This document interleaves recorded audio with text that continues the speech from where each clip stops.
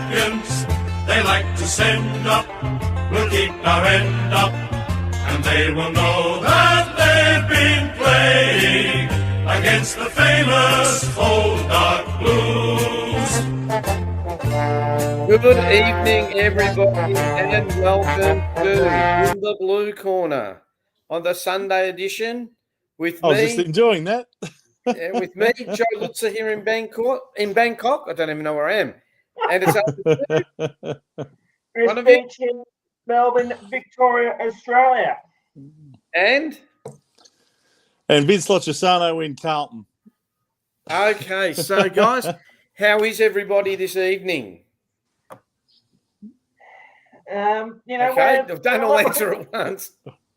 No, look, we're all right. You know, we were all having a bit of a chat off there, and it was a bit of an entertaining chat for everyone before we started. So, another Sunday evening, here we are. Anyway, Vince. G'day, Joe. Good to see you. Good to see you. It's a cool 36 degrees here in Bangkok. You're keeping me from the swimming pool. And for those of you who think I'm not cultured, after this broadcast, I am going to listen to classical music in the park by the Bangkok Symphony Orchestra. Tonight, it's a night dedicated to Mozart, and it's free. I don't want to hear any of this rubbish about you're not cultured and you're a Carlton scumbag. We're very cultured here in Bangkok. Very, very, very cultured. Well, Mozart was my favorite composer as I was learning the piano as a young fella. So I'm sure you'll enjoy that, Joe. I might ask him for Lily of Laguna, and they'll probably go, huh? which is the Carlton theme song for all you people. Yes. Vince, you joined us a little bit late. Chris and I were chatting off air. We are a football show, as everyone knows. However, let's talk about the elephant in the room. Mm-hmm. The Australian cricket team. Oh my God. Do you really want to talk about them straight up? Why don't we talk about what's happening at Carlton? We happen to fix our ruck problem during the week. What, by getting someone that's never played a game? Well, if you remember, we had this discussion about the Carlton list, and I suggested that the only real weakness was in the ruck. And with the supplementary player situation there, they've fixed it. So they've got themselves a new young ruckman, and hopefully he'll develop into something good. Well, what about that other guy that they've got, Merkin or Murkoff or whatever his name is? Yeah, Alex Murkoff. You mean the 7 foot ruckman? Well, he's been developing over the last 3 years in the reserves. Lana, I cracked myself up, to be honest. What's this Oleg Markov? He'd been training with Collingwood all year. Then he jumped to Carlton. Then he's gone to Collingwood. What is this? Are these players, I was going to say the P word, are they prostituting themselves away or something? Well, at the end of the day, he's going to go with whoever gives him a run, isn't he? So Collingwood's made him the offer and he's decided, I'll take that. And he's gone across to Victoria Park instead of at Icon Park. I think all he cares about is getting an opportunity, doesn't he? I don't know. Was he really going to get a game at Carlton, to be honest? Well, who knows? At the end of the day, he had some pace. That's one thing he did have. To run away from the ball? That's not everything, but that's certainly an advantage if you've got some pace. We're not exactly what you'd call an overly pacey team, so he might have added a bit in the midfield. But look, I think these top-up players are just going to be fringe players that are there more for backup rather than because they're going to be in the best 22. Same with this young ruckman. You know, if we happen to have Pitnet go down again with his knee and TDK all of a sudden doesn't shape up, well, they might bring him in. Who knows? They might even give Alex Murkov a go. You never know. I still think TDK is our answer. Well, long term. It'd be interesting to see whether he actually commits to the club long term, or whether he pursues a trade back to Geelong with play with his brother. Well, maybe his brother might ask for a trade to Carlton to play with his brother. Yeah, but his brother's already at Geelong, and he's already a premiership player at Geelong. I don't know that he'd be leaving there too soon. I was just going to say, what would be the cause for that? Because in his first or second year, he's a premiership player with Geelong, with a culture that's pretty much like a well-oiled machine. Even though Selwood's now decided to hit the. But Beachy, didn't you know that Carlton's a destination club? Our president told us that about a year and a half ago. We're a destination club. You could have fooled me by that point. Otherwise, I'd have been Carlton cover myself trying to get into the place, when I was about 6. Yeah. Well, I don't know. I don't buy all this rubbish about destination clubs. I think it's just the media. I mean, really. I mean, other than, okay, you grew up a Carlton supporter, obviously you'd like to play for Carlton, right? Mm-hmm. But if you're a budding AFL player and you get selected on a list, you'd just be chuffed, right? Of course. I think that the only reason they call them destination clubs is because they've been successful. Mm-hmm. Right? I mean, look, I'll take myself, right? Not that I'm a great example. If I was playing football, I'd love to play for Carlton, right? Love. Yeah. Let's say I get picked up by Collingwood. Well, after I committed suicide because I heard the C word, I'd probably play as hard as I could, but I'd be trying everything to get to Collingwood. But then you make friends. It's all about your mates. I mean, all these guys know each other by now. Most of them play TAC Cup together, and have a look at them after the game. They're all buddy and hugging and having a laugh. And I mean, destination club. Don't start me on that. I got a Geelong supporter. I hope he's watching. He knows who he is, and today he's sending me clippings from the newspaper. Geelong have got so many legends, they don't know who to name the stand after. Please. I mean, that's the same at every club. When Carlton was successful in the 70s, when we built a stand, we had so many legends. I mean, and Geelong were nothing. It's all swings and roundabouts. Don't start me on that rubbish. I think you'll find that because the players do talk to each other a lot, word gets around as to which clubs do have a good culture and do represent a really positive environment for them to play their football in. And they also talk about the clubs that are not very good in that respect. And, that's probably one of the reasons why, if you look at the AFLW situation, that's why a lot of our girls ended up leaving Carlton. And they do talk, and they do. I'm sure they do. They do make comparisons. And in the end, word gets out that Carlton's not a good place to go and play football if you're an AFLW player. And that's why we've found it so difficult to get players to play for us, good players to play for us. And we end up just picking up players that have been discarded by others, and we give them another go. So that's one of the problems that's been happening at the AFLW level. Now, at the senior men's level, I don't think that problem's quite as much the case, but I know that it was definitely a problem up until about, say, a couple of years ago. What do you think, Beachy? Very quiet there, pensive. No, just listening into different perspectives. I mean, Vince seems to be right on the money here, and as someone that's only grown up with not much success at Carlton, I mean, I only caught the back end of one premiership, if anything. It's probably not a bad observation from Vince. It's only started to turn around maybe in the last couple of years. The bosses inherited a system that we believe is the right way. But then again, are we going to be going through that cycle of, okay, so it wasn't the way that we were wanting. we're now going to go through this crap cycle again where we get rid of the coach and have to empty it out again, which, if I'm being brutally honest with you guys, I'm actually quite sick of that happening and actually want the success to come around the correct way, not the backdoor way.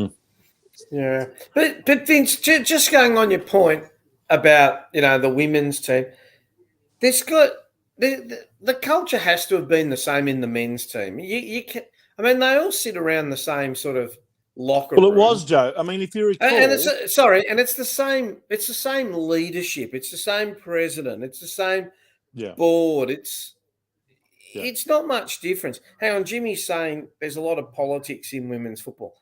Yeah, but I think there's a lot of politics in men's football too. I don't know. It's just generally through the club. It's not necessarily pertaining to just one team and not the other. I think that the culture that exists at a football club is club wide, if you like. It's right throughout the club, and it's one of the main reasons why our recruiters had to go and buy players with big money contracts just to get them to come to Carlton. I'm talking about the Mitch McGoverns, the Jack Martins, the Zach Williamses, etc. They never would have left where they were if it wasn't for the big money contract that we put in front of their noses. So destination clubs don't need to do that to attract players to come and play for them. And that's why. But we did. We've been doing that for years. Yeah, but what people didn't want to come to play for us because we weren't successful. That's what destination equals success. It's not just the success. The success is the result or otherwise of a good or bad culture. But everyone spends the same amount on a salary cap, Vince, right? Yeah, I know that. So everyone's got the same money. So all this about destination, it's all got to do with success, about whether you're playing finals. Let's be honest about it. You play football to win, right? Yep. And you play football to win premierships. Yeah. So if you're not in the finals, then you're not playing for premierships, right? Yeah. So anyone in the bottom 10 teams is always going to look for a new club. And then when they move, they'll go, oh, they've gone to a destination. Now, Jimmy's just put up something, right? I just want to put this up for a second. In the last few years, we've bought Daisy Thomas, Mitch McGovern, Zach Williams, Jack Martin, Mick McGuan. That was over 25 years ago, Mick McGuan. Anyway, but they all came for one reason, money. Yeah. Right? Yes. Yeah. But they didn't come because of destination or success. That's exactly what I'm saying, Joe. But that's the fault of the boards that have been in place, thinking that you can just throw money at a problem, right? And this has been the problem with the Carlton Football Club in the last 20 years. Ever since my mate Colo destroyed us, when we did that salary cap breach. Ever since that, all we've thought about is throw money at a problem, and we the three of us know that throwing money at problems is not always the solution, right? Especially when you don't have it. Well, whether you've got it or not, it doesn't matter. Well, we went into a lot of debt. For quite a few years. Yeah, I'm sure all the clubs are in debt too. But I don't know, I thought Brendan Bolton was a little bit of, whether you like him or not, I thought he was a little bit of fresh air. Get the older players involved. Get the younger players to experience what it's like to be a winner. We talk about wokeness, and I'm sick of hearing all these people going, "Oh, but we played a good game. We got close, but that's not what you play for, right? You play to win, and you even look at our constitution. To win a premiership should be number one, or they've got to be a good corporate citizen. Yeah, I get that you want to be a good corporate citizen, right? And I get that you want to involve men, women, children, whoever. But what puts bums on seats is winning. You could be the best. North Melbourne could be the best corporate citizen there is, right? And finish 18th every year. Does that give them 100,000 members? I saw during the week some stupid document. I don't know who wrote it. That within the next 5 years, we're going to win a premiership. We're going to have 125,000 supporters. We're going to do this. Nowhere did I see in that document how that was going to happen. I could sit here today and go, in the next 5 years, Chris Beach is going to marry a supermodel and Vince Loccisano is going to drive 3 Ferraris and I'm going to be the richest man in the world. Anyone can say that. The only one of the three that's a chance of that is Beachy getting a supermodel. He's a handsome man. And to all the girls out there that are watching, I'd just like to say that Chris Beach is ready, willing, and available. But that's nothing. But seriously, I'd like to see the document that shows how are we going to get 125,000 supporters. To me, the only way you're going to get 125,000 supporters is winning. How do you win? Do you go out there and buy the best players? Do you put more money into recruiting? They're all just statements. For years we've been saying, beware, they got to smell what we're cooking and we're going to be this way. Nowhere has anyone ever showed me how it's happened. And until you can show me that, they are just words on a piece of paper. I'm sorry. I like Brian Cook and I like Michael Voss and I don't know any of the other board members, but I'll probably like them because they're Carlton. But don't just come out with these stupid statements and say, within 5 years, this is what's going to happen. Because unless you can give me a detailed plan of at least how you're going to make it happen and measurables or KPIs along the way, it's just bullshit. It's just words. Yeah. Sorry, my rant. Peter, that's all right. Peter's called me Joe Musk. I wish I had his I wish I had his money, Peter. I'd give you a Tesla for free. The reality is that these so-called 5-year plans where they spell out these so-called aims and ambitions, which they might as well call it the Carlton wish list, because it doesn't, as you quite rightly pointed out, it doesn't come with a how we're going to achieve it. Exactly. Section. So it's basically a wish list. And the problem is that they come up with these 5-year plans every 2 or 3 years and they keep making adjustments to them and they keep changing them. And they're never held accountable to the 5-year plan that they did 15 years ago or 10 years ago or 5 years ago. So if you actually held them to account on every single time they come up with this stuff, you'd be asking for the entire board to resign because they have never lived up to any of the things that they've come up with as a 5-year plan. But 5 years ago, Peggy O'Neill and Brendan Gale came out with the same sort of thing, right? But no, they longer said than that. Longer than that. Anyway, but when they took said over, it was about 10 years ago, and they said how they were going to do it, right? Correct. That's right. We've just come out and said, "Are we going to do this with that?" How about starting with some of the culture? How about That's right. Jim says we're going to have pet memberships and one game memberships. Unfortunately, the AFL ruling is that it has to be a minimum of a 3-game membership.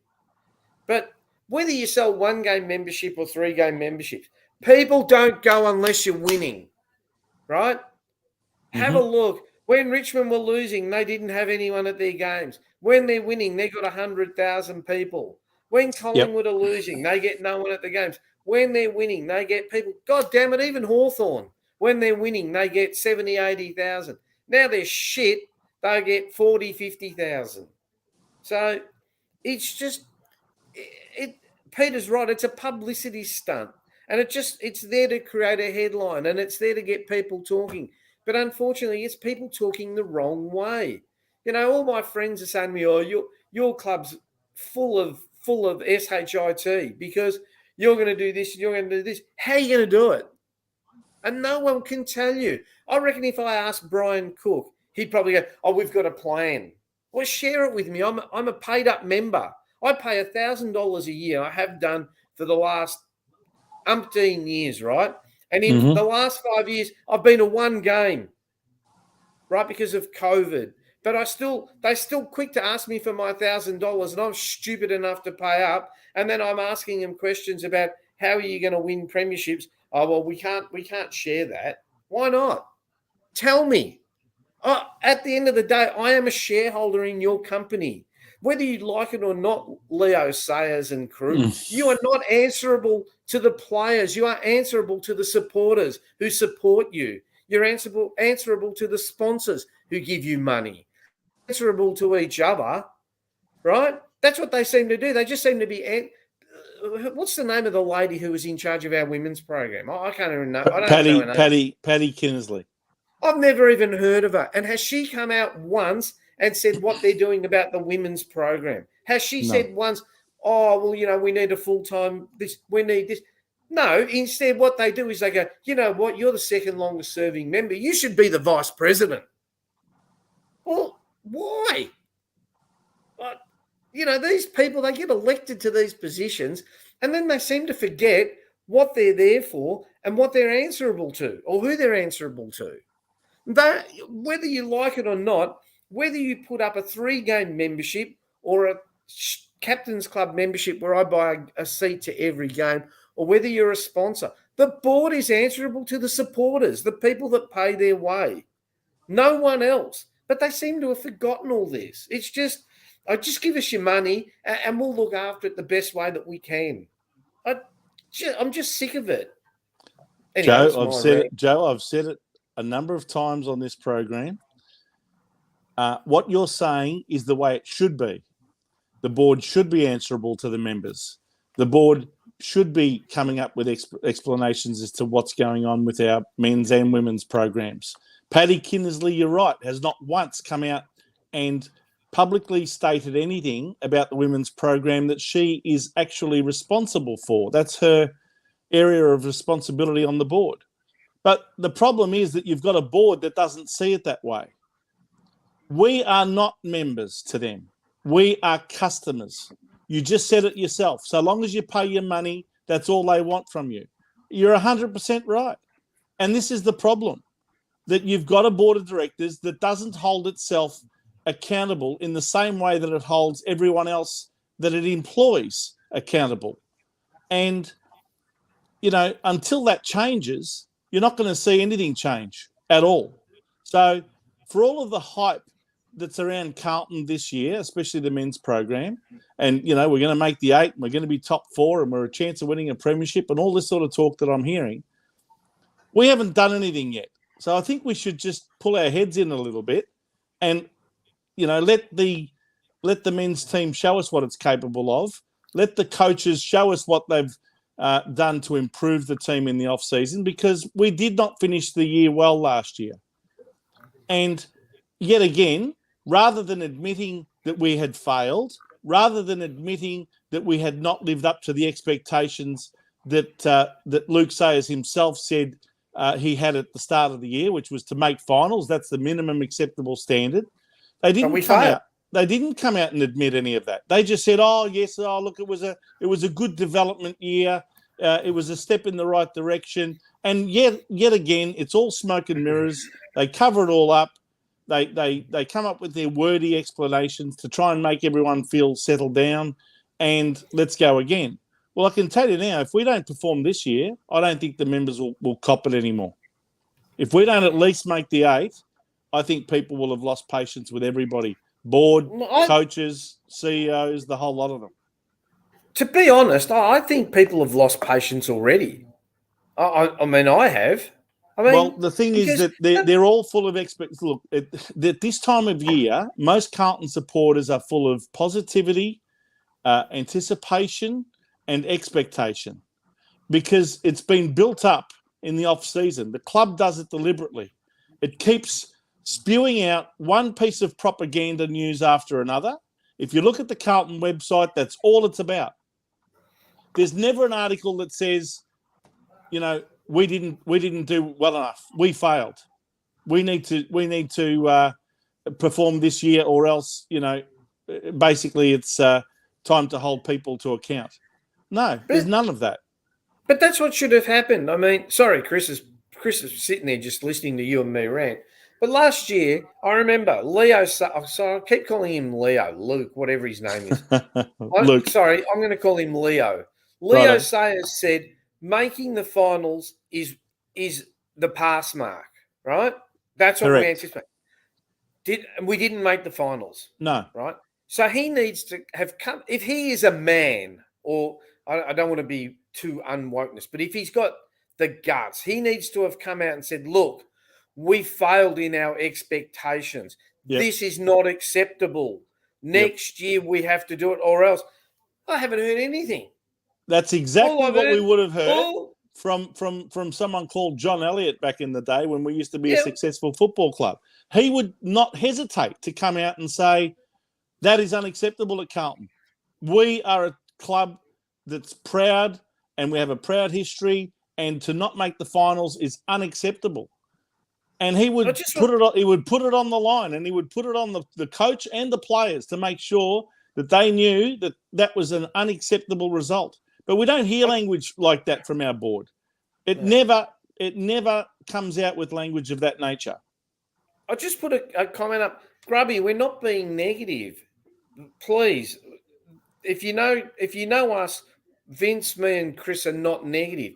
All we're saying is that we need to accept when we failed, and we need to understand as supporters, what are we going to do to rectify the situation? Now, here's something. Brandon, guys, in your heart of hearts, how does this season pan out for us?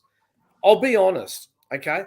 I've said on this program, for us to make the 8, that a few things have to happen. One, we have to have a good run with injuries. That hasn't happened so far. We've already, lost Sam Walsh, probably for 4 weeks, and we've lost Zach Williams. Okay, fair enough. Sam Phillips also been put on the long-term injury list. So let's say that we should be able to cover them, right? Mm-hmm. But honestly, you need a team to drop out, and we can't afford to be dropping those games that we did last year. People talk about the last 2 games killing us. I actually think it was the game against Adelaide that really killed us, where we really should have won, and we put up a whimper. So, not Grubby, who was it? Brandon. I think we have the talent good enough to play finals, right? Mm-hmm. I'm still a bit 50-50 on Voss's game plan, but maybe it's because he was a new coach and he had new assistant coaches and the players are getting used to it. I'll give him that. He can't work miracles in, 8 weeks over summer. I mean, geez, he's not God. I think we seriously have the talent to make the 8. I don't know if we have the talent to win. I think on our day, we can beat anyone. And we showed that last year that we can beat anyone. So I'm hoping like hell that we do win, or we do make the finals. Sandra, different world, John Elliott. Yeah, I understand that. But what we need to know is we need to understand that we have to admit when we fail. And that's the problem with our club. I'm not going to comment about other clubs because I can comment about Essendon and I could comment about Hawthorn and stuff like that. We're only worried about the Carlton Football Club. And I don't think that we accept responsibility. Luke Sayers should have come out and said, you know what? At the start of the year, we wanted to make finals and we didn't make it. We're really disappointed that we didn't achieve our goal. And next year, these are the things we're going to do to ensure that we make the finals, and this is what we want to do. That's what I'm talking about, Grubby. I'm not trying to be negative. And that, by the way, Joe, what you're saying is spot on, and it taps into what most Carlton supporters are feeling and thinking at the time. They are disappointed. They don't feel that it's good enough to come back from, 8 wins and 2 losses after 10 rounds and being in the top 4 to all of a sudden drop out and miss the 8 altogether.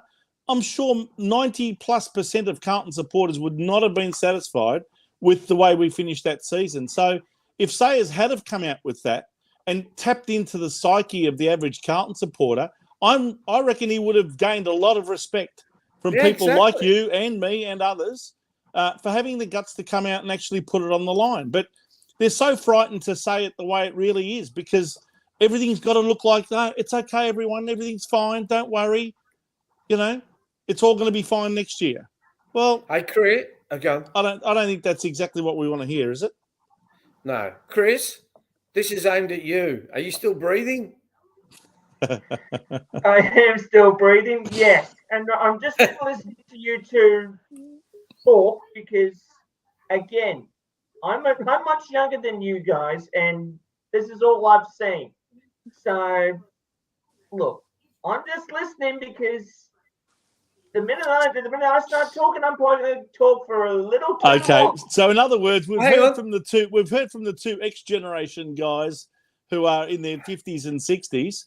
Now let's hear from a Y generation young Chris Beach, who's barely not in around about 30. Beachy, yeah, 30. Beachy, I want you to answer this question. Okay, you ready? God help us if you were a millennial, Beachy. Hang on, Beachy. Well, technically I am, but we'll leave that to one side for the moment. Beachy, there's your question, Beachy. Does adding acres make us a top 8 team? Yeah, it helps. It helps. Yeah, it does help because. Tell us how, Chris. Well, because you don't have a bloke called Jack Nunes running around anymore. Oh, I want to go see. Sorry, Beachy. I shouldn't. No. You couldn't help yourself there. That's fine. Only because Joe hates him so much. Look,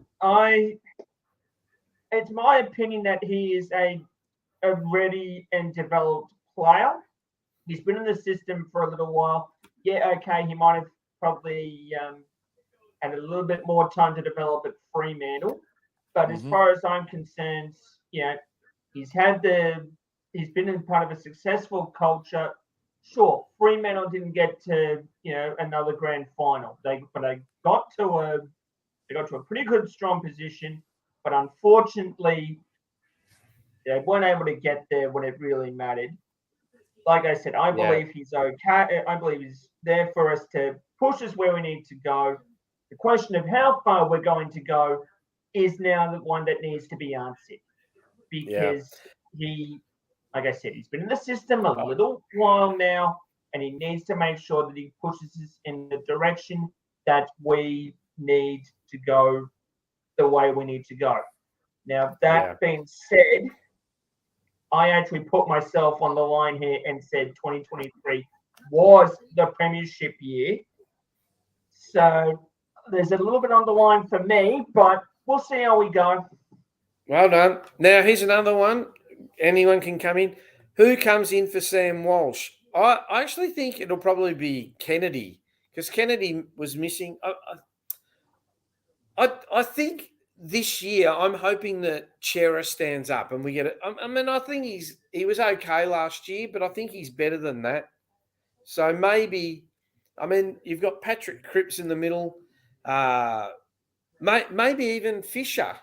I mean, he's been there 6-7 years. Maybe it's time for Fish to stand up and sort of stamp his authority in the middle. He's got pace. He's got a nice raking left foot kick. What are your thoughts, Vince? Who do we bring in for Sam Walsh, do you think? Yeah, look, there's a range of different players that can come in for Walsh. I think the obvious one is Chera. No. I don't think so. But, I think you're right. I think Chera's the obvious one to come into the middle. Kennedy, I would have expected to play in the middle anyway. And obviously you've got Cripps in there and you've got George Hewitt in there. So hopefully Hewitt's, Yeah. So, with Akers on one wing, the question is who are you going to play on the other one? Are you going to play Jack Nunes? You're going to play Doherty? You're going to play Sard? Are you going to play Fisher? O'Brien? So O'Brien. You've got the left-footed wingman on one side, and probably the candidates are Sard or O'Brien or Fisher, I think, on that left-hand wing for a left footer. The right-hand wing will be now Akers, and hopefully he can cement that position in the side. But look, in the middle with Walsh out, I think Chera's got to stand up, and I think he's the one I'd be giving the baton to myself. Yeah. Just hang on. And you're not thinking about Cottrell with the other wing? He's injured. Well, he's injured as well. I think Joe forgot to mention him. He's also he's in a moon boot. Yeah. Okay, but if he wasn't in a moon boot, would he take the other? Would he take the other wing position? Well, then you've got two right footers. This is why I think they brought in Akers. The question also is whether you don't mind having two left footers on each wing or two right footers on each wing. I happen to like the idea of a right footer on the right hand wing and a left footer on the left hand wing, because they can use their dominant foot to deliver the ball into the middle of the ground as they're delivering it into the forward line, if you know what I mean by the middle, into that centre corridor. He is an interesting. What about this guy? Well, what's the news on Cunningham? Well, that's a very good question, Jimmy. I think the patience meter is just about running out with David Cunningham. I think he's really got to put his best foot forward this year and come back and be injury free. If he breaks down again, I just don't know whether they'd bother giving him another contract if he broke down again. Hopefully he's back. I don't know that he's into full training yet. Have you got any reports on Cunningham, whether he's back from that knee injury? It seems to be taking a heck of a long time. I think he injured it back in 2021 when we played Melbourne, and that would have been about halfway through the season. So, it's been a good nearly 2 years, almost 2 years. The last I read, it said he participated in full training, but whether that's just running or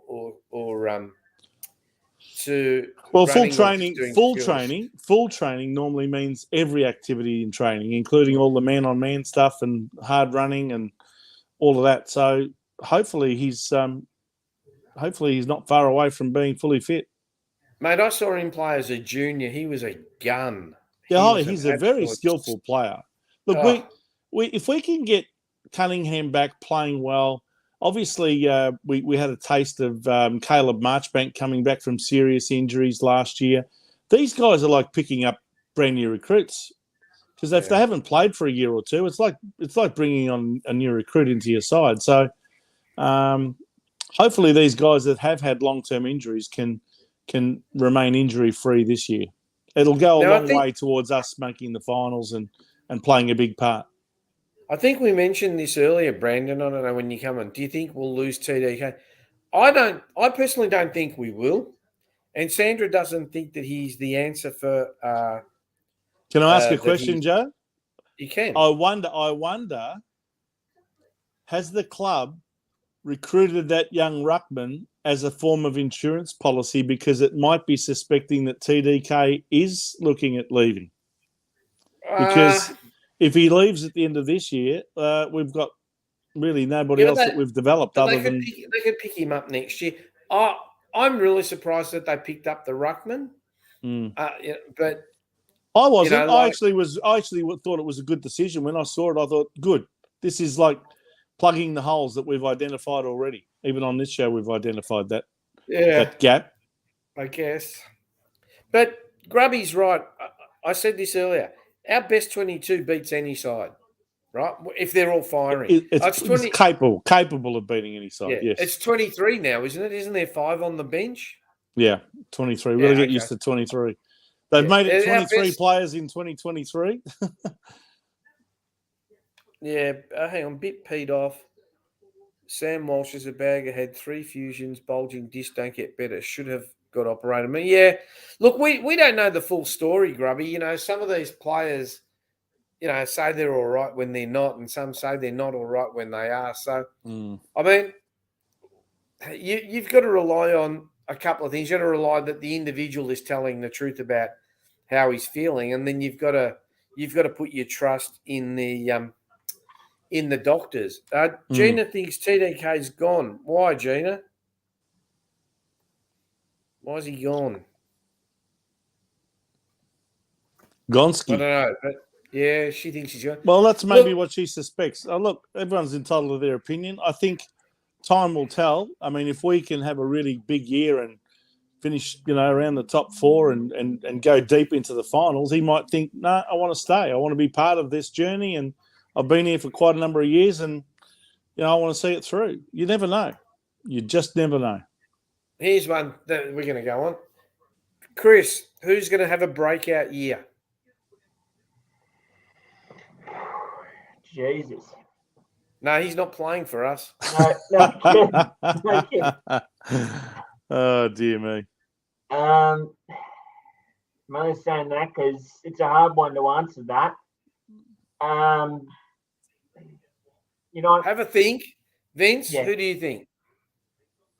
Who's going to have a breakout year? Mm-hmm. Well, look, I think Adam Chera came across last year and he had a reasonable year. He certainly didn't play in a fashion that, you'd write home about. So hopefully he's one that goes to a new level and becomes a really valuable top A-grade midfielder. That's what I'm hoping for.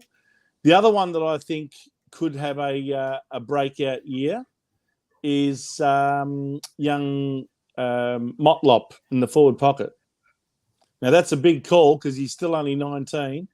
But if he can kick somewhere between, say, 30 to 40 goals for the year, I think that'd be a tremendous achievement for him, and he'd probably be somewhere around the top 10 or 15 goal kickers in the league if he did that.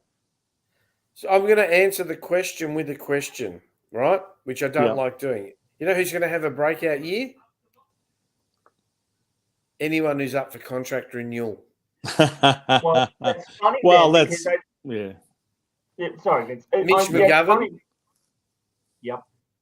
Who else is up for contract renewal? I think Cunningham is up for contract renewal as well, but he'll have a breakout year too. 2 years.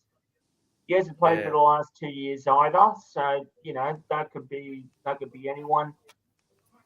Jimmy, we'll have to answer that next week because I don't have the information at my fingertips about who's up for contract renewal because some of them have re-signed. Oh, just going back to the question, I actually think that I agree with Vince, but do you know who I think is due to who really owes us is Fisher. I think he is too inconsistent for my life. You don't think he had a pretty good year last year? No, he flashes in and out. That's not consistent. I want to see him consistent, right? He'll have a good 10 minutes and then he'll go quiet for 30 minutes. And then he'll have a good 10 minutes and go quiet for. He's got to learn to get some consistency in his game. I really do. Plus, we've got to decide where we want to play him. Do we want to play him in the middle or do we want to play him as a small forward? I think that's the big problem for his inconsistency. Jimmy's having a joke here. Dow for a breakout year. Maybe a breakout year in the twos, but we'll see how we go. Yeah, Brandon, I'm telling you now, Mitch McGovern will have a sparkling season so that we re-sign him on huge dollars or another club signs him on huge dollars. Hey, we've been going 43 minutes on Carlton. I think we're going to finish in about 15 minutes, so I think we'll leave it there. Vince, when is the AGM? 23rd? Thursday, the 23rd of February. If you're a Carlton member, you're entitled to go along. It's at the club. They're finally doing one where we can attend in person.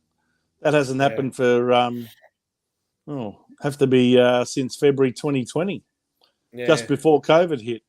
So be the first time in 3 years, I think. Yeah, I guess. Now, Sandra said, offer McGovern a box of KFC. Well, that's what happened when they put the big M on the ball. Lance Whitnell became a star. He was a Big Mac.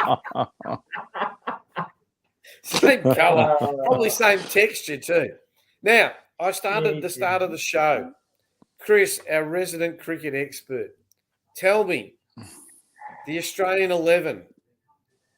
Too bad they didn't bring another 11 players along because I don't think you'd keep any. Oh, maybe one. Murphy. The debutant. How good a match did he have? I sat here at home because I've been working on my new business, and I watched most of that game, right? And the pitch had nothing to do with how we played because they had the same batsman. They played on the same pitch.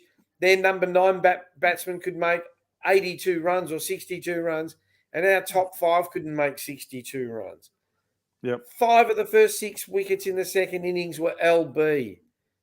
Travis Head or Alex Carey, we're 5 for 52 and he's playing reverse sweep shots. Give me a break. I mean, yep. Oh. And then I think they went about it in a fashion to bring the game to a conclusion as quickly as possible. The way they batted, especially in that second innings. The Australians should have been charged with bringing the game into disrepute. If that's the case, then it wouldn't have been as bad as it was when we were apparently caught ball tampering in South Africa. Now I'll leave that to one side because that's a different program altogether. If we want to talk about that, but then you've got Pat Cummings saying, "Oh, we didn't do that bad. We didn't play that badly." You lost by an innings at 132 runs, mate. See, it ties in with what we were saying about Carlton, Joe. The mentality these days is to never admit when you're wrong, never face the reality and admit the reality of the situation. It's always to cover it up, gloss it over, sugarcoat everything, just like we do at Carlton. So it seems to be a trend of this generation. Grubby, I played the same amount of tests as you, 0. Doesn't mean I can't comment. I just thought, for a team that promised so much, I just think the preparation was wrong. They went there 7 days before, all thinking, all conquering. We got nothing to worry about. We're just going to go there. We'll beat them. I mean, it was just the pathetic. Entire game was a whitewash. I mean, look, let's be frank. The way we batted in the first innings was very, very ordinary. I thought we needed to get at least 250 runs to be able to say, hey, at least we put up a reasonable performance in the first innings. Labuschagne and Smith batted pretty well in that first innings, and so did Hanscom and Carey. I think Smith was the only one Labuschagne was 1 run off getting a half century. And Steve Smith, Alex Carey and Peter Hanscom all got into the 30s, but that was it. The rest of them didn't even get it into double figures. Hang on. David Warner, in my view, ought to be dropped. Well, and, Gina's... I know he scored 200 runs at the MCG. No. I don't know how many innings ago that was, probably 4 or 5 innings ago. But seriously, that's the only decent innings he's had in about 20. And I just think, it's time to say, David Warner, it's time to retire from international cricket. Well, Gina, the pitch had nothing to do with it because they batted on the same pitch, right? Correct. Yep. It came back to our batting was poor and our bowling was even poorer, right? Yep. So we can't be blaming the pitch because they made 400. If they'd have only made 250 or something, I'll give you the pitch. But from the opening over that Pat Cummings did where he got hit for 3 fours, it just smelled of just... And by the way, I felt his captaincy was very, very ordinary. Well, gentlemen, this is what I was going to say at this point before we almost ran into a raging debate. The only people that I can see playing in the next test in New Delhi or whatever the hell you want to call it. Yeah. The only people that I see playing at this stage in that test so far, Todd Murphy and Scott Boland. Everyone else, as far as I'm concerned, is almost up for debate. I'll make a bet with you, Beachy. I'll make a bet with you. I bet you they drop Scott Boland from the team. What for? Because he didn't get a wicket, and they'll bring in Mitchell Stark, and they'll probably bring him in for Boland. You watch. But Cummins, he will remain, of course, because he's the captain. And the other one is Ashton Agar. I think they'll bring him in. And well, I don't think that they'll play Renshaw. Oh, he was terrible. Well, he went out Yeah, for a that- first ball Vince, I'll duck, give you first that ball one. duck in the first innings, and I think he got 2 or something in the second. So I'll give you that one. Yep, no problem. Although I would have thought you would have put Head in ahead of Renshaw, but that's me Who? thinking. Who? Head. Oh no, Travis Head. I think. See, this is what I'm saying. I would actually bring in Travis Head for David Warner, and I'd put him right at the top of the or batting order, and I'd let him open the innings with Khawaja. That's what I would do. You see, the Australians have called a new bowler up, Matt. That's why I was looking. Matt, I can't even pronounce his name. Kuhneman. Yeah, Yeah. Matt Kuhneman. Kuhneman.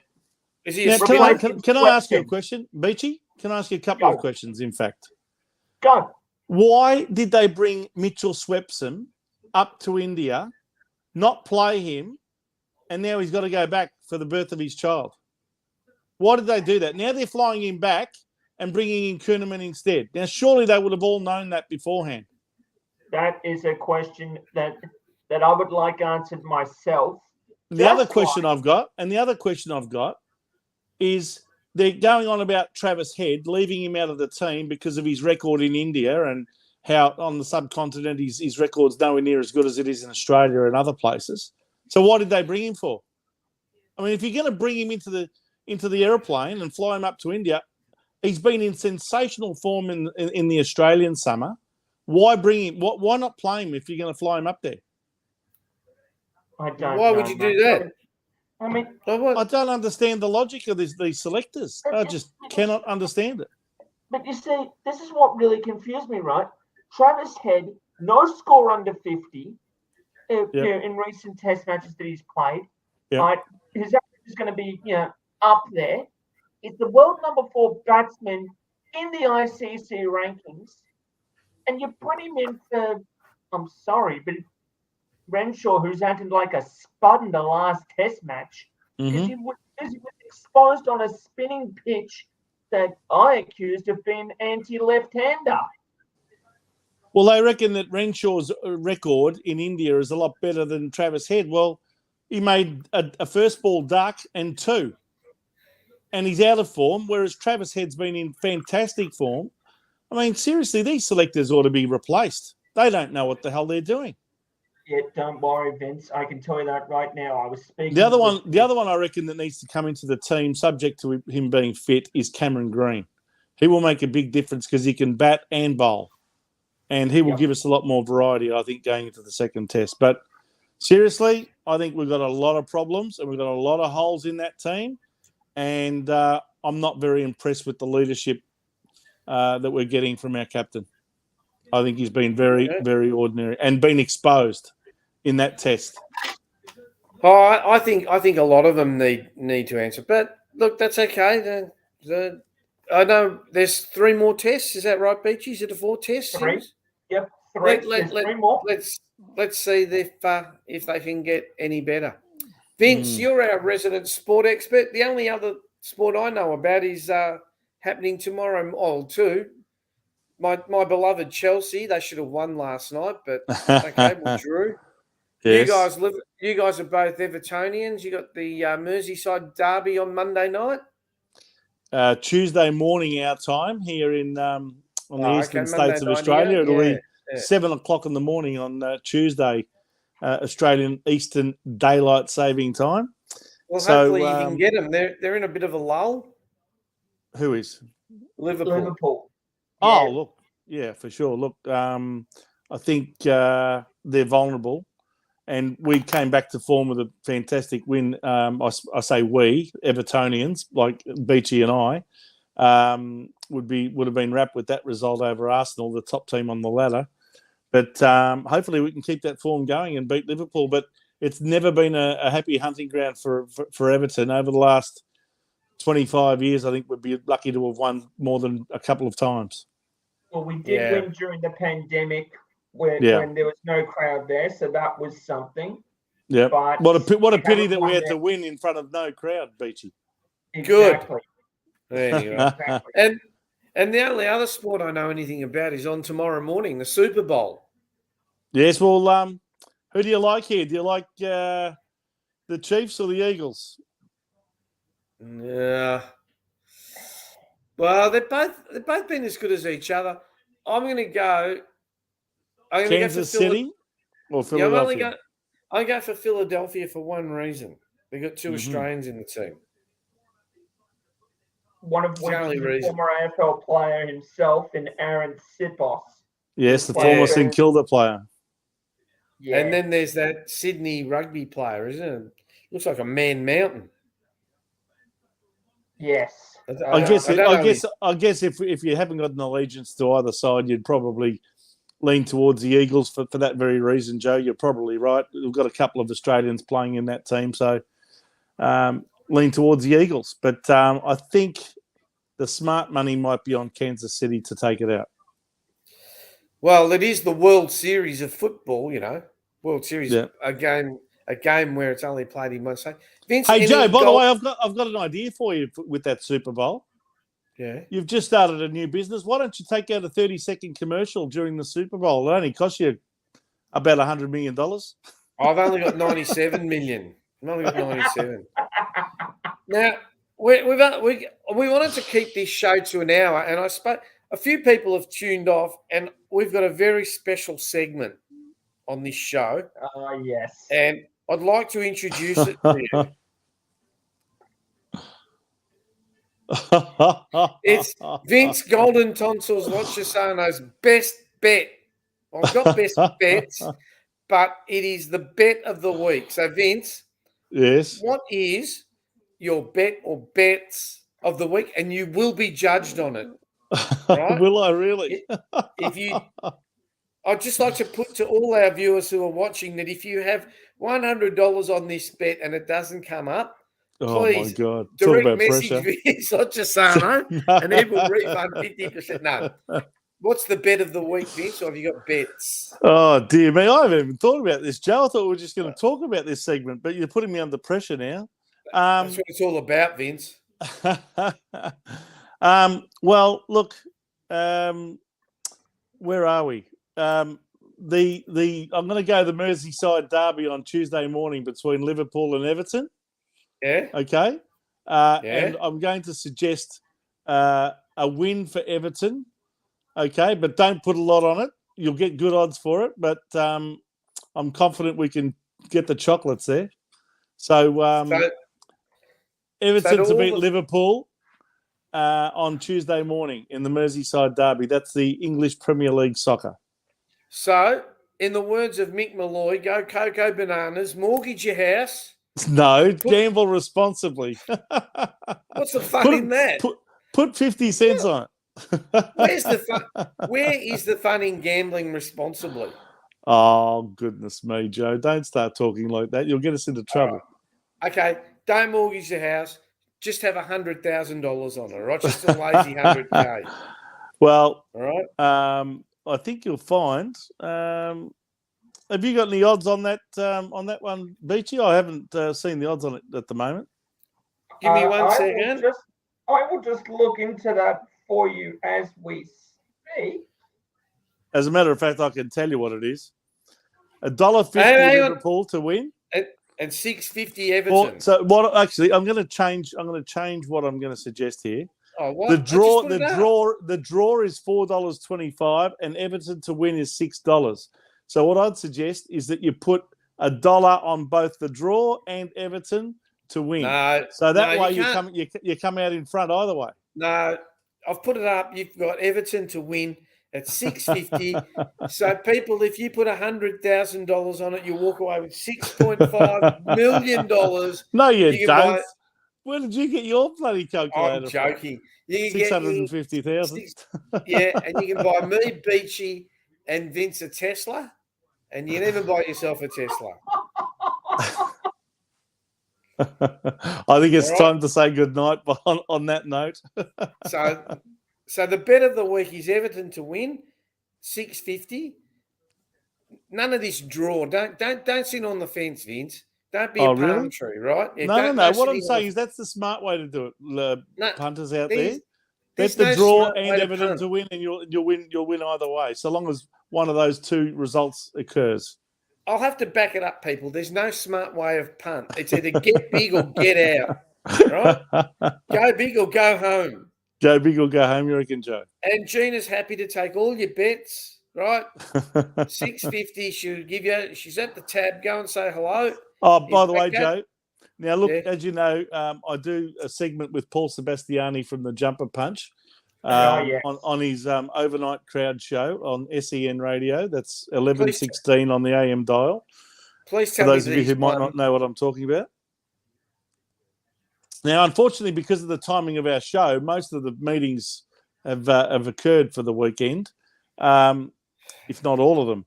But I do have one little one that I'd suggest purely as a omen bet for you, Joe. Yeah. It's the Mildura Harness Racing program on Tuesday night. Yeah. So if you haven't got a Valentine's Day date, you might as well watch this race on at 5:25 p.m. on Tuesday night. It's number 1, race 2, Avoca Blues. There you For go. all of us Carlton supporters. For all of us, Carlton I think you'll supporters. find it'll start favourite and it should win. Good. That's what I like. Okay. So, guys, I'd like to thank everyone for giving up an hour of their Sunday evening. I'm just about to head off to go watch the Bangkok Symphony Orchestra in the park.